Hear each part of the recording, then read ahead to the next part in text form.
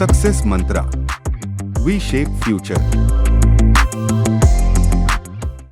Hello everyone, welcome you all in today's the Hindu news analysis. तो आज के the Hindu में कुछ खास नहीं है टू बी ऑनेस्ट, लेकिन हाँ कुछ ऐसे टॉपिक्स हैं जिनको आप बहुत बेहतरीन तरीके से लिंक कर सकते हो।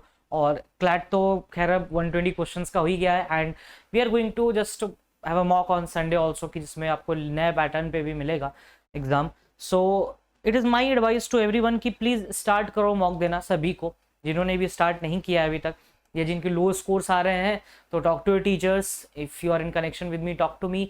क्या कहीं प्रॉब्लम आ रहा है, कैसे ठीक किया सकता है, विल शॉर्ट इट आउट। साथ में पढ़ेंगे अगर एक साथ पढ़ना शुरू किया है तो राइट। इसमें कुछ टॉपिक्स है जो आज हम पहले करेंगे और बाकी बाद में करेंगे।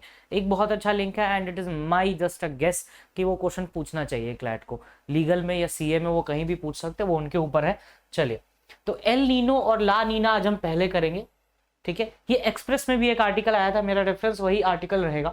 First is Nehru memorial and second is suit, तो ये याद करने वाली चीजें हैं। एंड ये डैनियल एल्सबर्ग, इनका नाम याद रखना जरूरी है। लोकपाल एंड लोकायुक्त के कॉन्टेक्स्ट में भी इनका नाम बड़ा इंपॉर्टेंट है।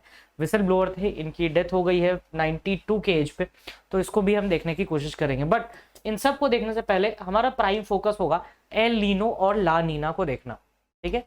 तो चलो पहले उधर ही आ जाते हैं, एल नीनो ला नीना, बाकी सब चीजें देखते रहेंगे आराम से, कोई हड़बड़ी नहीं है।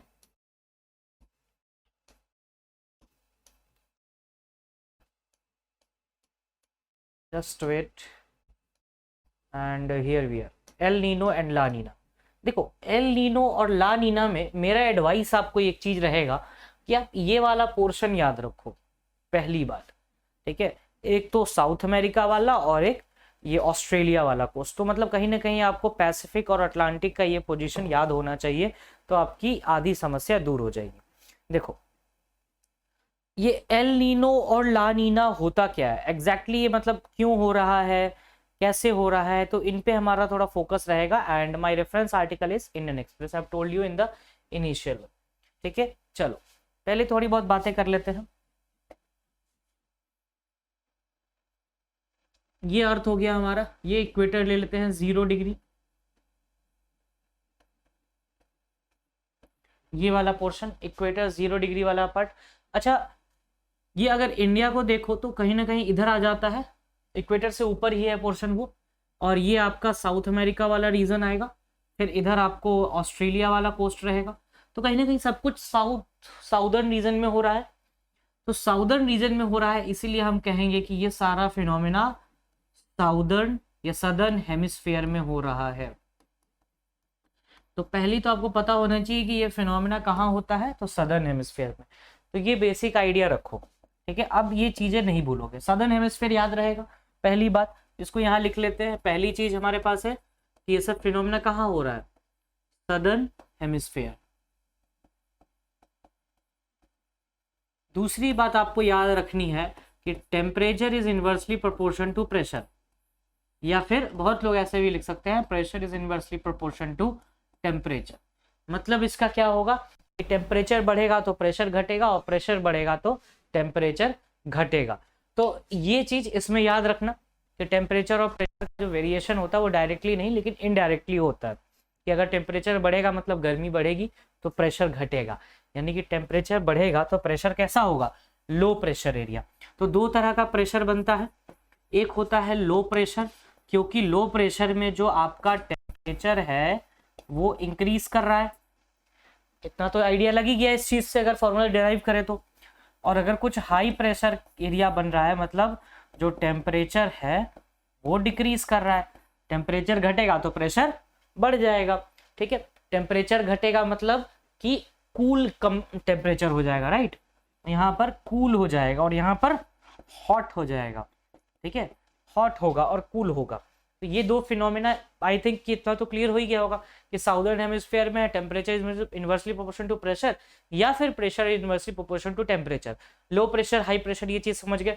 अच्छा, अब हवाएं भी चलेंगी, अभी देखा है आप लोगों ने बिपार जॉय का चक्रवात जो बोलते हैं साइक्लोन को, साइक्लोन भी हम पढ़ चुके हैं। इस पर्टिकुलर टॉपिक को आप साइक्लोन से भी लिंक करना, ठीक है। यहाँ पे मैं लिख देता हूँ लिंक विद साइक्लोन, और ये मैंने पढ़ाया है साइक्लोन का, ठीक है, साइक्लोन एंटी साइक्लोन सब पढ़ाया, ठीक है। तो ये चीज हो रहा है। अब इसमें एक बात आपको याद रखनी है कि जो एयर फ्लो करता है, एयर का जो या फिर विंड का जो फ्लो होता है, विंड का जो फ्लो होता है वो हाई प्रेशर से लो प्रेशर में फ्लो करेगा। मतलब ठंडी हवाएं गर्म हवाएं की तरफ जाएंगी, ठीक है, तभी वो बादल बनेगा तो पानी बरसेगा। तो इसका सब कुछ फिनोमेना देखेंगे। कितनी बेसिक बातें याद रख ली, ठीक है, याद भी हो गई होंगी कैसे क्या होता है air flow, wind flow from high pressure to low pressure, और लो प्रेशर एरिया कैसे क्रिएट होता है, किस रीजन में होता है, तो सदर्न हेमिस्फेयर में होता है, ठीक है। चलिए अब देखो जो इक्वेटोरियल रीजन होता है, कहोगे साहब इक्वेटोरियल रीजन क्या होता है, देखो यहाँ पर रफ कर लेते हैं थोड़ा सा। अर्थ हो गया, इक्वेटर हो गया, इक्वेटर की जो आसपास की रीजन होती है उसे हम कहते हैं इक्वेटोरियल रीजन, राइट। तो ऊपर होगा तो नॉर्दर्न इक्वेटोरियल और नीचे होगा तो सदर्न वाला पार्ट। तो इक्वेटोरियल रीजन क्लियर है। इक्वेटोरियल रीजन में विंड्स बहती हैं, एक जनरल विंड्स होती हैं जिसे हम कहते हैं ट्रेड विंड्स। तो चौथी इंपॉर्टेंट बात हो गई ट्रेड विंड्स, ठीक है, ट्रेड विंड्स। अब देखो इतनी बातें क्लियर हैं, आराम आराम से करना है, कोई हड़बड़ी नहीं मचानी है, प्यार से समझेंगे। साइक्लोन प्यार से नहीं आता, दिक्कत यही, ठीक है। चलिए तो ये वाला पोर्शन क्लियर होगा। ट्रेड विंड्स क्या होता है, टेम्परेचर वाला क्लियर है। ट्रेड विंड्स जो इक्वेटोरियल रीजन जो विंड्स बहती है उन्हें हम ट्रेड विंड्स कहते हैं। अच्छा, ट्रेड विंड्स जो है वो कभी तेज होगी, कभी धीरे हो जाएगी और कभी नॉर्मल होती है। जनरली ये ट्रेड विंड्स नॉर्मल स्पीड से अपना बहती हैं, जिसके कारण फिनोमेना चलता है एनसो वाला, एल नीनो, साउदर्न ऑसिलेशन जिसको आप बोलते हो। तो ये तीन फिनोमेना है बेसिकली। पहला फिनोमेना है एल नीनो, दूसरा फिनोमेना है ला नीना, और तीसरा फिनोमेना है एनसो। ये साउदर्न हेमिस्फीयर में ऑसिलेट होते रहता है, इसलिए हम कहते हैं साउदर्न ऑसिलेशन। और रीजन क्या है, trade winds plus oceanic water, या फिर इसको इस तरीके से लिख सकते हो आप, एटमॉस्फेयर में जो चेंजेस आ रहे हैं वो प्लस ओशन, इसके कारण ये पूरा फिनोमिना अकर होता है। अगर आप उस आर्टिकल को भी पढ़ोगे इंडियन एक्सप्रेस का, मैं आपको डेट बता देता हूं इस आर्टिकल का। It is on, just wait, 14th of June, my bad, 14th of June का ये आर्टिकल है। तो प्लीज इसे जरूर से पढ़ना, 14th ऑफ जून का। एंड इसे अमिताभ सिन्हा साहब ने लिखा है, काफी अच्छा आर्टिकल लिखते भी हैं ये, और काफी अच्छे से समझाया भी है, ठीक है। तो ये वाला चीज क्लियर है, ठीक है। अब देखो ये फिनोमिना जो हो रहा है एल नीनो या ला नीने वाला, इसका सबसे बड़ा रीजन क्या है, पानी का गर्म या ठंडा होना, ठीक है। तो इसका रीजन क्या है सबसे बड़ा, वार्म या कोल्ड वाटर, ठीक है। ये सबसे बड़ा प्राइमरी रीजन है एल नीनो ला नीना का अकरेंस का। इतनी बातें अगर क्लियर है तो अब वापस इमेज में जा सकते हैं हम। अभी इमेज पे नहीं आएंगे, थोड़ा सा नीचे पढ़ते हैं। El Nino is a climatic pattern that describes the unusual warming of surface water. El Nino में क्या हो रहा है, सरफेस वाटर गर्म हो रही है, ठीक है। चलिए यहाँ देख लेते हैं एल नीनो में। तो यहाँ पर हम लिख सकते हैं कि सरफेस वाटर हॉट और इसमें कोल्ड, और ये अनयूजुअल होता है, ये यूजुअल वाला फिनोमेना है। अच्छा ये क्यों होगा गर्म ठंडा, तो ट्रेड विंड्स, एटमॉस्फेरिक और ओशन के कारण। ये दो रीजन है, यही तो दो रीजन हो सकते हैं। या तो हवाएं चलेंगी तेज हल्की, ऐसी तेज चल सकती है हवा, या फिर आपको कोई और रीजन क्या मिलेगा, एक एटमॉस्फेरिक डिफरेंसेस मिलेंगे जो क्लाइमेटिक डिफरेंसेस होते हैं, और एक ओशन वाला। तो इतना पार्ट क्लियर है, एल नीनो में हॉट और ला नीना में कोल्ड, ठीक है। तो चलिए अब देखते हैं आगे। वार्म फेज होता है, ठीक है, एल नीनो का, El Nino southern oscillation. It occurs more frequently than La Nina, ठीक है। अभी वाला जो है ये एल नीनो वाला जो फेज चल रहा है अभी, जो देखना है हमें, ठीक है। जो इंडियन मानसून है वो एल नीनो फिनोमिना से ही डिराइव होता है। This year monsoon is progressing under the cloud of El Nino, ठीक है। इस बार एल नीनो फिनोमिना ही है। तो चलिए देखते हैं क्या है। El Nino was first recognised by Peruvian fisherman of the coast of Peru as the appearance of unusual warm water. The Spanish immigrants called El Nino, remaining the little boy in Spanish. पहले अपन देखेंगे ला नीना क्या होता है, उसके बाद अपन El Nino पे भी आएंगे, ठीक है। ज़्यादा कुछ नहीं है, डिफरेंसेस हो जाता है इन दोनों के बीच में, तो that is where we called as the La Nina and El Nino. ठीक है, अब ये एबनॉर्मल बिहेवियर होता क्या है, ये भी सब चीज़ देखनी होगी। नेक्स्ट आते हैं, El Nino is a warm phase, scientific use the oceanic Nino index. ये आपसे पूछा जा सकता है कि ये सी सरफेस पे जो टेम्परेचर चेंज होता है उसे किससे मेजर किया जा सकता है, ओशियनिक नीनो इंडेक्स, ये याद रखना। एल नीनो इवेंट्स तब होते हैं जब टेम्परेचर जो है 0.9 degree Fahrenheit at least 3 successive seasons में 3 से 5 बार वो चेंज हो गया टेम्परेचर 0.9 डिग्री फ़ारेनहाइट, तभी वो कंसीडर करेंगे कि हाँ ये एल नीनो वाला फेज आ चुका है। आगे देखें फिर, in 1997 India face the strongest El Nino ever but the monsoon was normal. El Nino phase आया था लेकिन monsoon was normal, it was okay.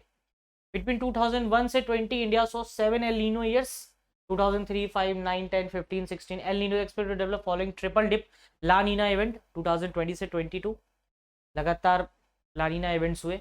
L Nino which gives rain to the South America also causes dryness in the Indian Ocean and Australia. El Nino जो South America को rain देता है उसके कारण India में बारिश नहीं होती, यहाँ पर सूखा पड़ता है इंडियन ओशन। एल नीनो मोडोकी ये जापानियों ने नाम दिया था, असल हुआ क्या, ईयर तो एल नीनो था, होना कुछ वैसा ही था लेकिन हुआ नहीं। ठीक है, it differs from the El Nino another linked event in the tropical Pacific. Conventional El Nino is distinguished by significant anomalous warmth in the eastern equatorial Pacific. कुछ कुछ उसी टाइप का हुआ scenario, but it was not the same like the El Nino, but it was same. तो ये El Nino मोडोकी ये जापानियों ने नाम दिया था। एल नीनो मोडुकी और the other has connected with significant anomalous warming हुई थी, ऐसी जैसे एल नीनो में होता है in the central tropical Pacific and cooling in the eastern, वैसा ही हुआ लेकिन मानसून नहीं हुआ, तो उन्होंने एल नीनो मोडुकी दिया। अच्छा, एक ना गॉडजिला एल नीनो भी है, 2016 में जब हुआ था, बहुत ज्यादा सूखा पड़ा था, तो उसे हम गॉडजिला एल नीनो बोलते हैं, तो वो भी याद रखना, उसको भूलना मत। ठीक है, एंड ये वाली बातें हैं। ठीक है, चलो अब देखते हैं नॉर्मल सर्कमस्टांसेस में क्या होता है। इतनी बातें तो क्लियर है, और ये वाले टर्म्स आपको याद रखने हैं बस। I will be using that terms frequently, जिन्होंने नहीं सुना एक बार प्लीज वापस से जाके देख सकते हो। चलो, ये नॉर्मल कंडीशन है जब ट्रेड इवेंट्स जनरली ब्लो कर रही हैं इन द इक्वेटोरियल रीजन्स। ठीक है, कौन सी इवेंट, ट्रेड इवेंट्स। इतनी बातें क्लियर है, ट्रेड इवेंट्स। ये ऑस्ट्रेलिया का कॉस्ट है, पेरुवियन कॉस्ट है। लमसम अगर देखें तो ये जो पूरा रीजन है अप्रोक्स 17,000 किलोमीटर का एरिया है। लमसम अगर देखें तो 17,000 के आसपास डिस्टेंस है टोटल, इतना बड़ा डिस्टेंस है, सोच लो। और ये जो प्लेग्राउंड है यही एल नीनो ला नीना का प्लेग्राउंड है, जो कि सदर्न हेमिस्फीयर में होता है। ये देखो, ये 0 डिग्री, उसके नीचे ये सारा फिनोमेना हो रहा है। ठीक है, ट्रेड विंड्स जनरली जो है वो ईस्ट से वेस्ट बहते हैं। ठीक है, ये बात याद रखनी है आपको, ईस्ट से वेस्ट इन साउदर्न हेमिस्फीयर, ये वाली बात याद रखनी है। ठीक है, ये वाली एक छोटी सी बात याद रखो, ये वाला जो पोर्शन है वो ईस्टर्न पार्ट है ना, ईस्ट से वेस्ट बहेंगी। ठीक है, ईस्ट से वेस्ट बहेंगी, ये देखो ये ट्रेड विंड्स बह रही है इधर ब्लू कलर से। ठीक है, ये जो कोस्ट है साउथ अमेरिका का, ये चिली, पेरू, बोलीविया, ये सब है, इसे हम कहते हैं पेरुवियन कोस्ट। पेरुवियन कोस्ट कह दिया। यहां से हवाएं चली, क्या होता है इन द समर सीजन, जो आपका ये जो मार्च से जुलाई वाला महीना होता है, इसमें धीरे धीरे पानी गर्म होना स्टार्ट होता है। ठीक, अब क्योंकि ये सन के बहुत नजदीक एरिया है, ये इक्वेटोरियल रीजन है, तो गर्मी ज्यादा पड़ती है, पानी ज्यादा गर्म होता है, तो धीरे धीरे जैसे ही गर्माहट बढ़ती है तो ट्रेड विंड्स भी बह रही होती है। तो ट्रेड विंड्स जो बहती है इसके कारण वाटर जो है धीरे धीरे धीरे धीरे धीरे धीरे अपना शिफ्ट होते जाता है। अच्छा, ये पानी कहाँ तक बहेगा, जब तक इसको ऑब्स्ट्रक्शन ना मिले, और ऑब्स्ट्रक्शन इस 17,000 किलोमीटर में एक ही जगह मिल रहा है, ऑस्ट्रेलिया, पैसिफिक, फिलीपाइन से इंडोनेशिया। ये फिलीपाइंस वाला रीजन, इंडोनेशिया वाला रीजन, ये ऑस्ट्रेलिया वाला रीजन, यहीं पर इसको मिलेगा। अब ऐसा तो नहीं कि पूरा ऑस्ट्रेलिया में जाके टकराएगी, पानी फैलेगा, वाटर है भाई, वो तो पापुआ न्यू गिनी में भी लग जाएगा। ठीक है, तो ये वाली बातें आपको याद रखनी है। तो ये इंडोनेशिया, मलेशिया, फिलीपाइंस, यहाँ पर जाके लैंडमास के पास रुकता है पानी। जैसे ही यहाँ से पानी हटना शुरू हुआ तो सरफेस वाटर हटेगा, पूरा पानी तो नहीं जाएगा, हवाएं चलेंगी तो ऊपर का पानी जाता है, that is the warm water. Warm water गया, फाइटोप्लैंक्टन्स डेवलप होते हैं वार्म वाटर के कारण। ठीक है, वो भी चलेगा, फिशिंग ग्राउंड खत्म हो जाता है, फिशिंग ग्राउंड है भाई, ये ठंडा पानी आ जाता है ऊपर। ठीक है, तो ये चीज आगे बढ़ेगा पानी। तो जिसके कारण ऑस्ट्रेलियन कोस्ट पे बारिश होगी, यहाँ पे गर्म हवा आएंगी, गर्म हवा ऊपर उठेगा एंड दैट वो आगे क्लाउड फॉर्मेशन होगा, फिर उसके बाद जनरल फिनोमिना के तहत ना बारिश होगी। ये ऐसे चलता रहता है। ये हो गया एनसो वाला आपका रीजन, जो कि नॉर्मल सिचुएशन, ठीक है, ये नॉर्मल बात है, इसमें कोई वो नहीं है, फिर वापस अपना इधर ही रहेगा। ये नॉर्मल कंडीशन में ऐसा हो रहा है। अब देखो, अब जो कंडीशन है थोड़ा सा कंडीशन ऊपर जाएगा, इसमें क्या होगा इस कंडीशन में, चलो इसको देखते हैं, इसको हटाएं यहां से। ये ला नीना का कंडीशन है, एल नीनो का मुझे दिखाना था लेकिन ला नीना है यहाँ पर। चलो ला नीना ही अगर देख ले तो ला नीना में क्या होता है, इंडिया में बारिश नहीं होती लेकिन उसके एल नीनो में, लेकिन हम ला नीना देख लेते हैं, उसका उल्टा एल नीनो हो जाएगा, ज्यादा कुछ करना भी नहीं है उसमें। कैसे होगा ये भी देख लेते हैं।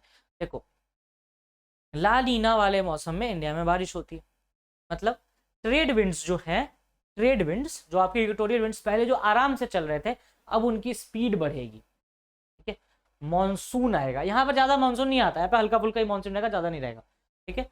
ट्रेड विंड्स की स्पीड इंक्रीज होगी। अच्छा, ये इंक्रीज और डिक्रीज क्यों होती है साइंटिस्ट अभी भी नहीं बता पाए, just is a natural phenomena, that's why we can not tell. आपको ट्रेड विंड्स में ये याद रखना है कि ट्रेड विंड्स का डायरेक्शन क्या होता है। तो ट्रेड विंड्स यहां से चलना शुरू हुई, इंक्रीज ट्रेड विंड्स, ठीक है, ठंडी हवाएं चली बहुत तेजी से, फिर यहाँ पर ये पानी आगे बहेगा, बहुत तेजी स्पीड से निकलेगा। तो देख रहे हो वाटर फ्लो जो है इधर का वॉल्यूम मैक्सिमाइज हो गया है यहाँ पे, जिसके कारण बारिश बहुत तगड़ी होगी। यहाँ पर सूखा पड़ेगा साउथ अमेरिका में, हमारे यहाँ कलेश मचेगा, ठीक है, हमारे यहाँ कलेश मचेगा इंडियन ओशन में। तो इस प्रॉब्लम के कारण ही आप जो 2004 का अगर सुनामी याद हो, जिसमें इंदिरा पॉइंट नाम का एक आइलैंड डूब गया था, तो जो southern most point of India है वो इसी में हुआ था।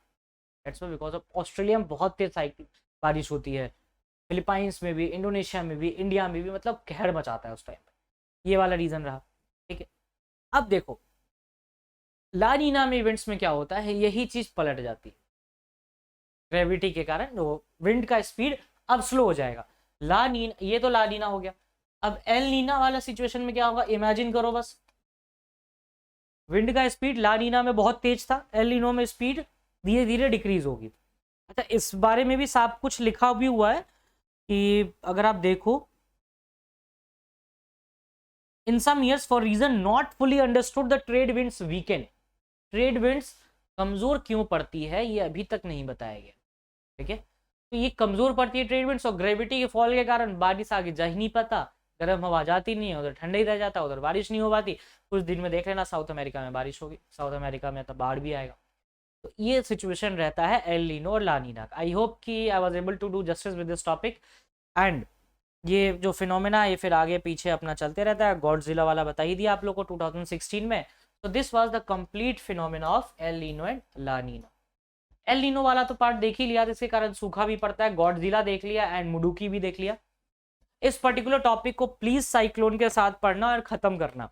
ला नीना वाला देख लेते हैं। ला नीना को हम लिटिल गर्ल बोलते हैं स्पेनिश में, ठीक है। कोल्ड इवेंट होता है, सब कुछ देख चुके हैं ला नीना में, ठीक है।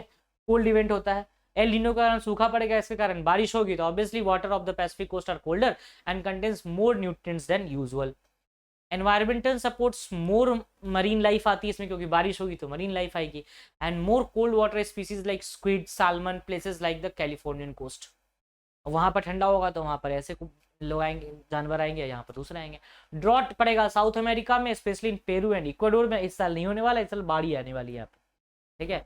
उसके बाद आएगा increase rainfall in the western Pacific, China, Asia, इस पार्ट में बारिश होगी।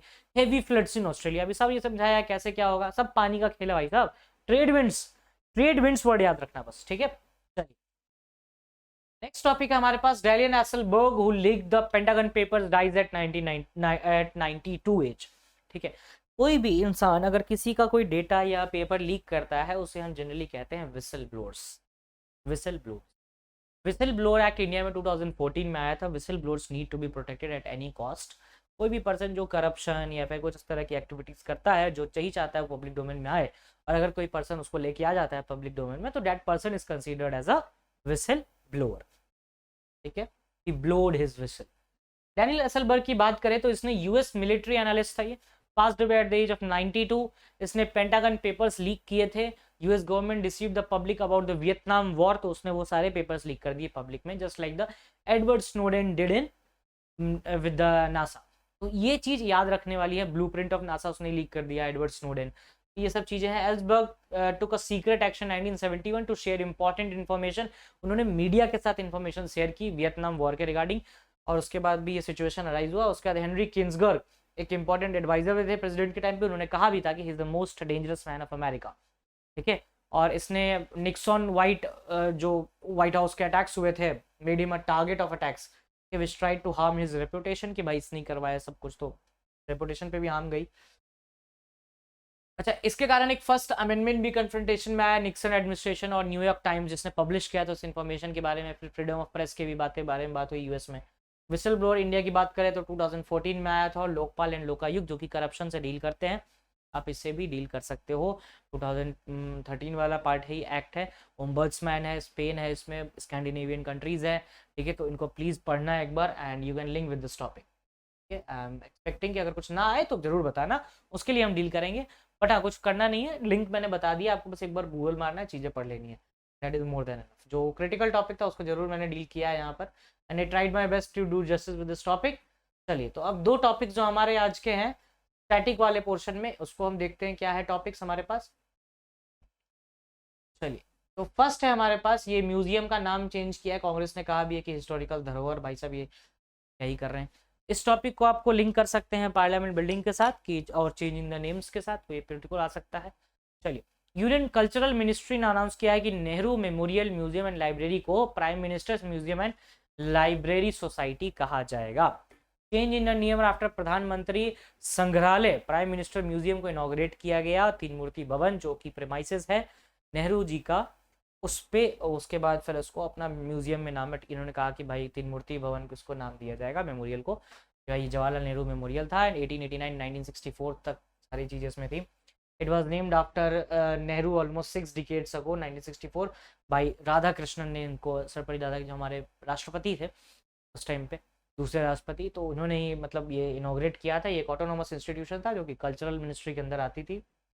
ये तीन मूर्ति भवन में है, ये इंडिया के पहले प्राइम मिनिस्टर का रेजिडेंस भी रह चुका है। 4 मेजेस्टिक कॉन्स्टिट्यूएंट्स हैं इसके, memorial museum, library, centre for contemporary studies and Nehru planetarium.